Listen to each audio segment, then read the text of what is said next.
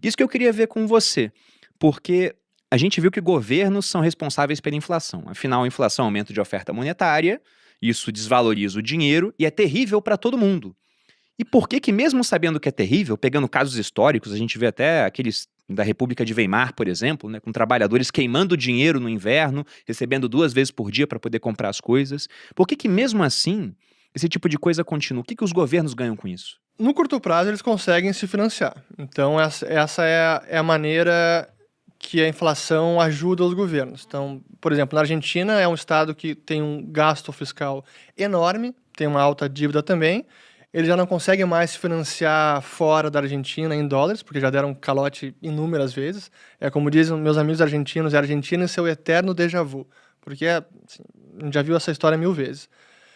Então, eles acabam recorrendo à inflação. Mas aí, como conter esse episódio de inflação, de expansão monetária, que é a grande dificuldade, porque daí começam também os economistas e aqueles que são, o Roberto Campos também chamava, né, são os amigos da inflação, aqueles que se beneficiam.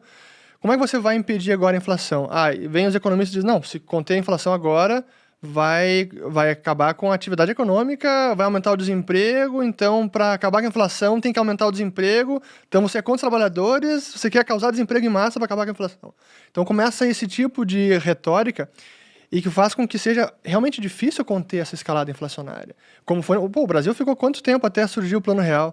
E, às vezes, olhando a história brasileira, o real parece mais um acidente histórico do que algo muito bem planejado que a gente vai conseguir manter por tanto tempo. Acho que, bom, já é o melhor plano monetário que a gente tem em 80, 90 anos. Se a gente for pegar todas as moedas nacionais, seria a 10ª moeda e já a segunda mais longeva, com 27 anos. A história monetária do Brasil é apaixonante, porque dá para você estudar aquilo e falar, meu Deus, quanta loucura, né? Quanta loucura. E se a gente pega desde o começo, as moedas foram os réis, que era a moeda de Portugal, e réis é o plural de reais. Aí depois você teve os 1000 réis.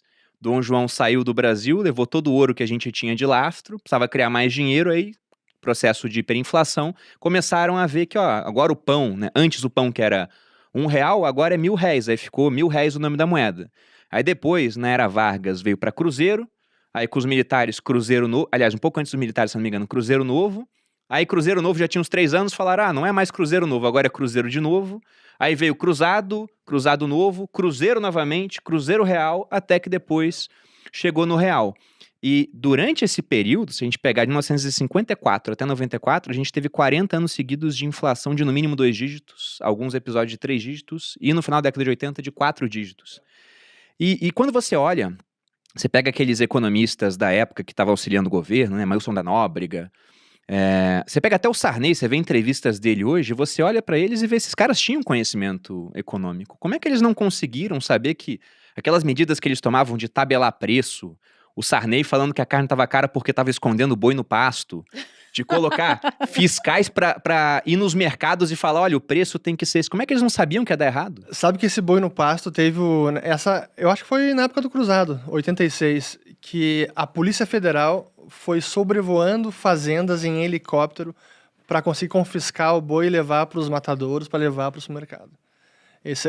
Tem capa da Veja, sumiu o boi. Eles queriam obrigar os caras a matarem o boi e vender pelo preço que eles queriam, não pelo preço que era o justo. Que era um preço que daria preço pro cara. Exato. Porque era um preço abaixo do preço que seria o de mercado. E eu acho que é isso que as pessoas não entendem quando falam, a culpa é do empresário que botou esse preço. Não é que o empresário não quer vender pelo preço que foi dito. Porque não vale, né? Não... Esse é o ponto essencial que também tem a ver com a inflação, é como o preço é a informação mais importante da economia. Porque o preço, ele emite uma série de sinais, de informações para todo mundo se comportar e se coordenar de forma harmônica.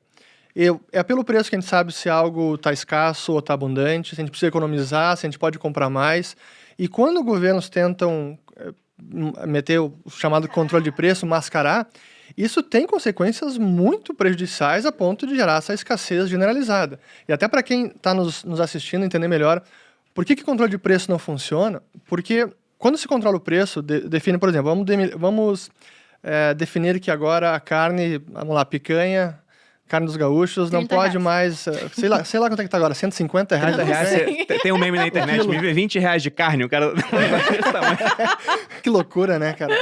Mas é nesse nível. Então, vamos lá, agora a picanha é R$20 o quilo.